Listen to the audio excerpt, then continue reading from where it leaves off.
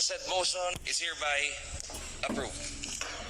Sa wakas, inaprubahan na ng Committee on Labor and Employment yung pinagsama-sama ng mga panukalang batas na magbubuwag sa walang kwentang provincial rate.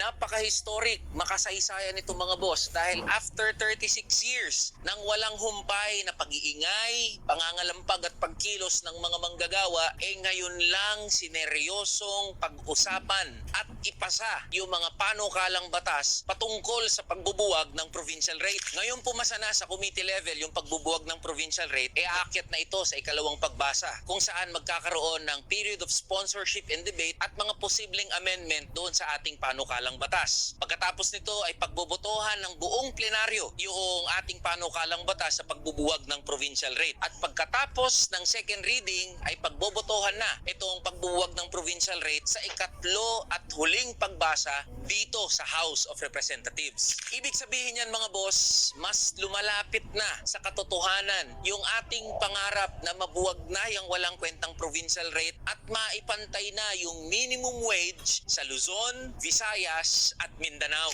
Hopefully mga boss, sa pagpasok ng 2026, mapabilis yung pag-uusap at pag-aproba dito sa panukalang batas na pagbubuwag ng provincial rate. At tayo rin ay nananawagan, nakikiusap sa ating mga senador na nawa ay pagulungin nyo na, pag-usapan nyo na rin itong panukalang batas sa pagbubuwag ng provincial rate. Lubos ang ating pasasalamat sa ating mga kaibigan, mga kasama na mga congressman sa Committee on Labor and Employment. Lalong-lalo na kay Chairperson Congressman Jolo Revilla at kay Representative Adrian Salceda na naging matibay nating kakampi at kasangga sa pagtutulak ng makasaysayan na bill para mabuwag na yung walang kwentang provincial rate. Kaya mga boss, good news ito pero hindi pa tapos ang laban. Aantayin natin na umakyat sa plenaryo yung panukalang batas at ipaglalaban natin ito hanggang maging ganap na batas at maipantay na ang minimum wage, NCR, Luzon,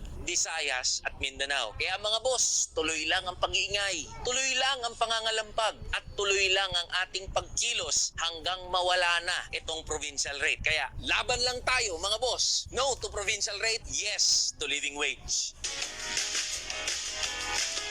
Manila provincial rate pagpantayin. Tara na, kamanggagawa. Mga boss, good news at congratulations sa ating lahat. The said motion is hereby approved.